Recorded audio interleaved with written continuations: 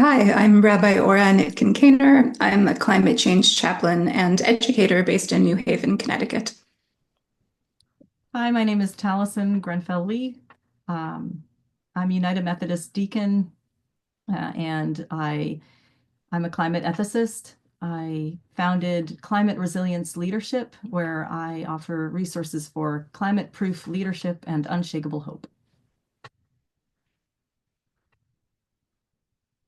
Oh, I'm supposed to start, aren't I? Yeah. Well, it's really nice to be here today with Rabbi Ora and to talk about this really important topic of climate grief. Today, we're going to be talking about two particular questions that I think are really important.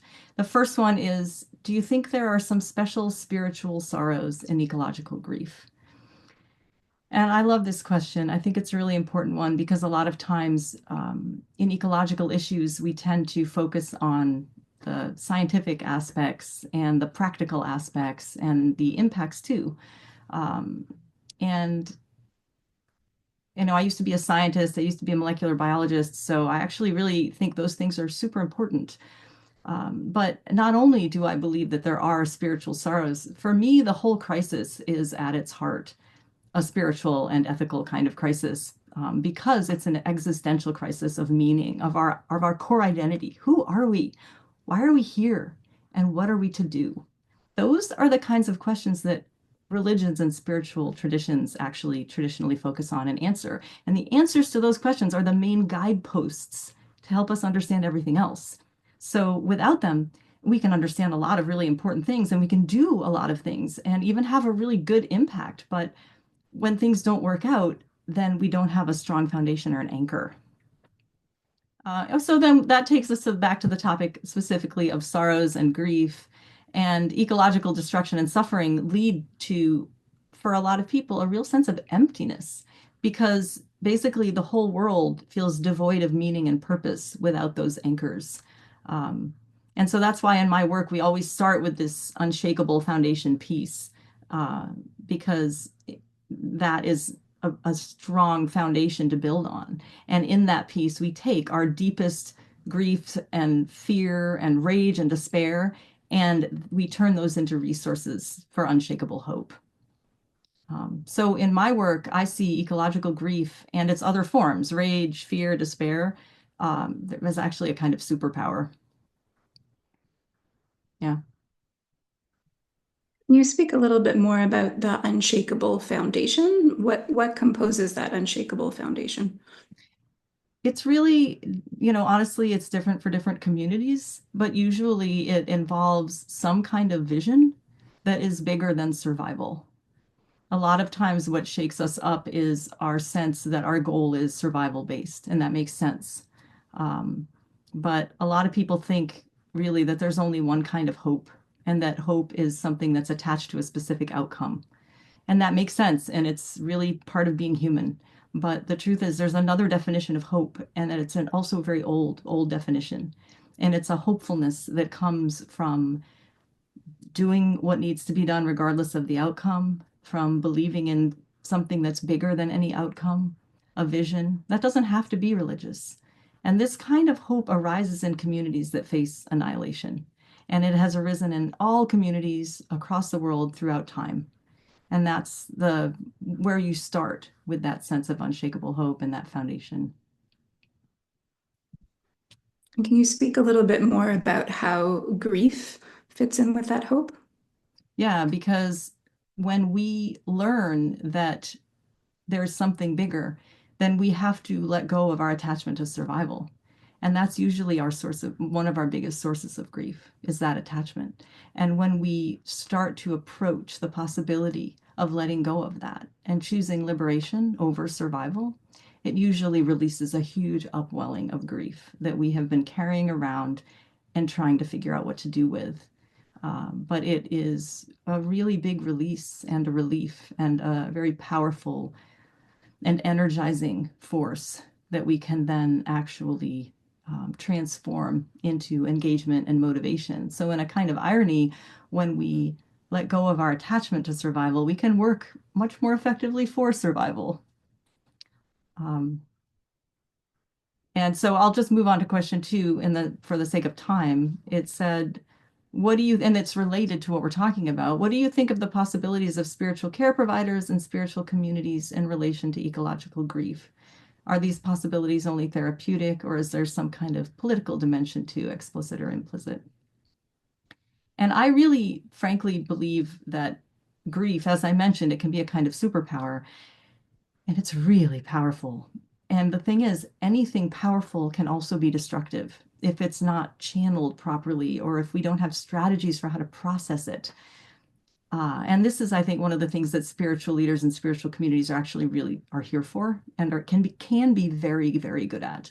In particular, I work with communities to reclaim the ancient practice of lament. A lot of people think lament and grief are the same thing, and people don't realize that lament is actually a really specific set. It's an intentional practice. It's in community, which includes the whole ecological community, that involves very specific stages, and it can look a little bit different, but in different ways. But this practice evolved over thousands of years in the Hebrew and also then later in the Christian communities.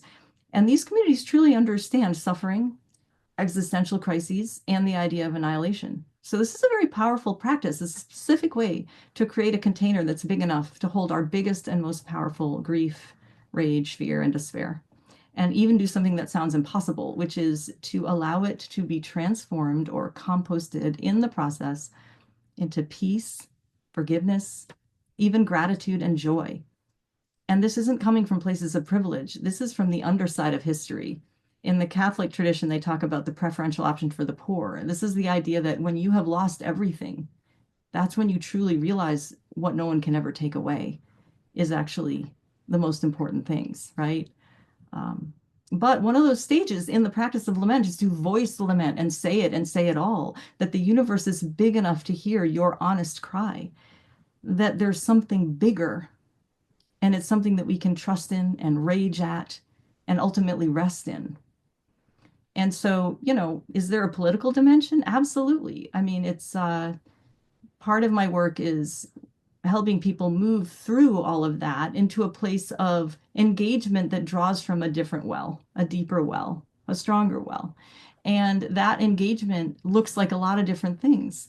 And I think sometimes grief is subversive because we're in a culture that suppresses it or tries to talk people out of it instead of harnessing it as a really powerful source of healing and motivation for engagement. And for some people, engagement looks political. And sometimes grief can be a political act because we're told not to grieve. And sometimes people need to engage in different ways, and we pressure people to be political when really other people are here. Maybe their gifts lie in other places, and all of those things weave together so we can support others in political engagement. But I do think when you live in a culture where grief is not only not welcomed and celebrated, it's actually suppressed, then it is a countercultural, socially subversive, radical, and healing act to reclaim grief. Mm. Yeah. Yeah. I am so appreciative of how you're naming the power and the powerful subversion that comes in engaging with our grief, in accessing our grief, and also, transmuting our grief, it sounds like. And in my work, what I'm seeing is a lot of folks who are holding an awareness of their ecological grief. So they know that it exists, but they're not able to fully claim it or live with it or live within it. And so, what I've been asking myself as a climate change chaplain is what is getting in the way of this? And I have found that Panu Pikkala's process model of ecological anxiety and grief is helping me understand what's going on. So, in the model, he names grieving as a form of emotional engagement. And I think it's so basic, but it's so important. So we're asking the question, what is grief? Grief is engagement with the loss. Mhm.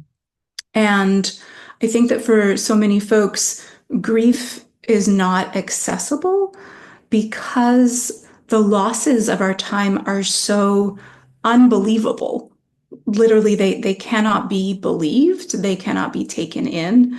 And, it's not just climate change, of course, it's the erosion of democracies, it's the destabilization of capitalist systems, it's decreased relationship with and trust in fellow citizens.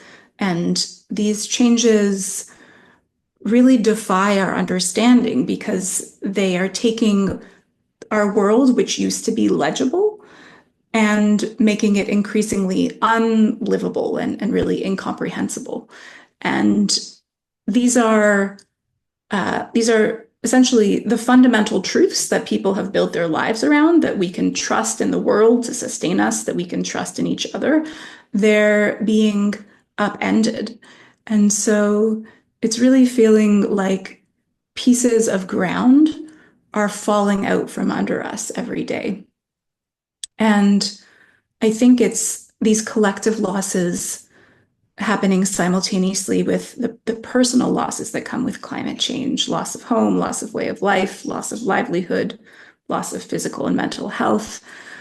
All of these are rendering us to be in a state of persistent disbelief and shock and bewilderment and just a chronic sense of what? Like, what is happening? And so this state of disbelief really inhibits grief, because if we can't believe that what's happening is actually happening, we're not get in a place where we can fully see or fully name what it is that we're actually losing. So if grief is engagement with loss, as Panu says, for grief to really exist, for us to live in and with the grief, the loss has to first be legible to the self.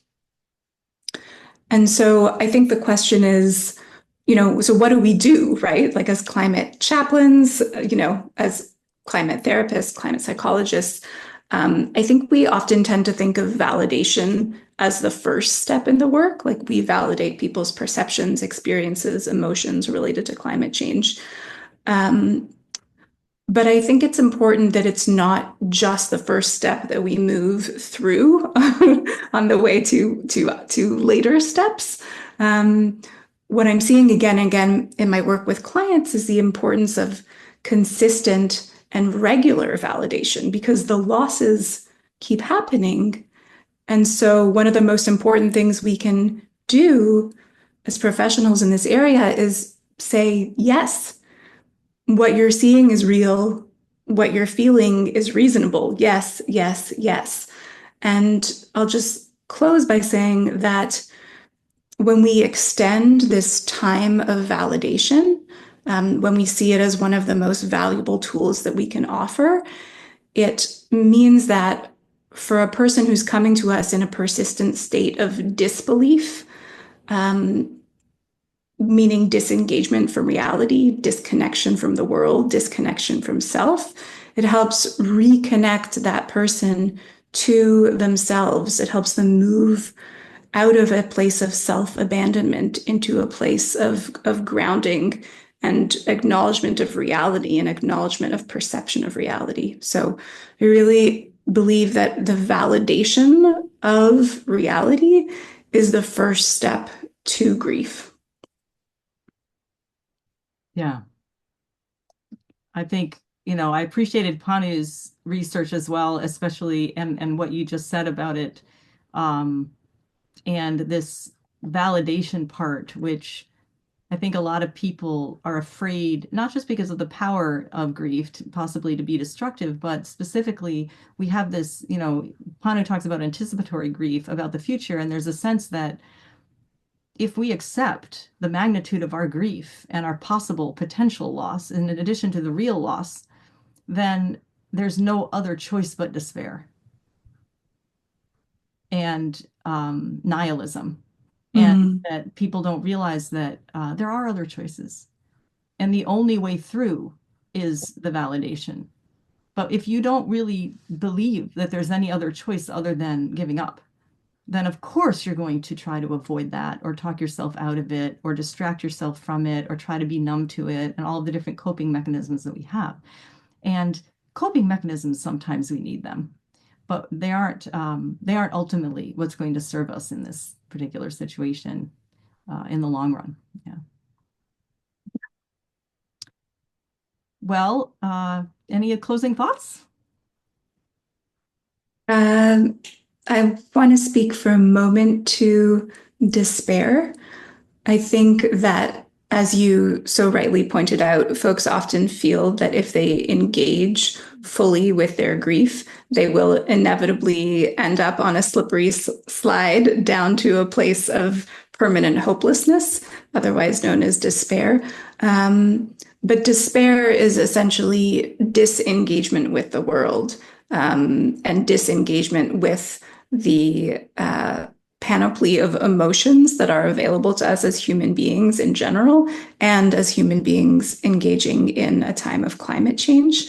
And so I think that reminding folks that grief is engagement and that despair is disengagement, is an invitation to folks to continuously re-engage with the beauty and the losses of our world, aka what it means to be human. Yeah. And there's a fundamental need for connection that we all have. And Yeah. sometimes we forget that the whole universe, like the soil is alive, the air is alive, the water is alive. I mean, we need human connection, and ecological connection is always all around us. And, there's never a time that we're actually alone.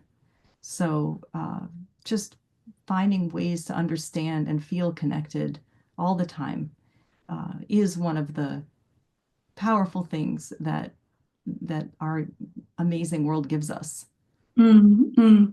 Yeah, yeah, I love that. I think we should end on there's never a time that we're actually alone. Yeah. Thank you, Reverend So Tallessyn. yeah, and thank you, Rabbi Ora. It was lovely to talk with you, and thank you to the Climate Mental Health Network for doing this. Um, and I, I, I'm at climategrace.com. I'm at exploringapocalypse.com. That's what it is, Yeah, exploringapocalypse.com. I yeah. love that. So if you want to find us, that's how to find us.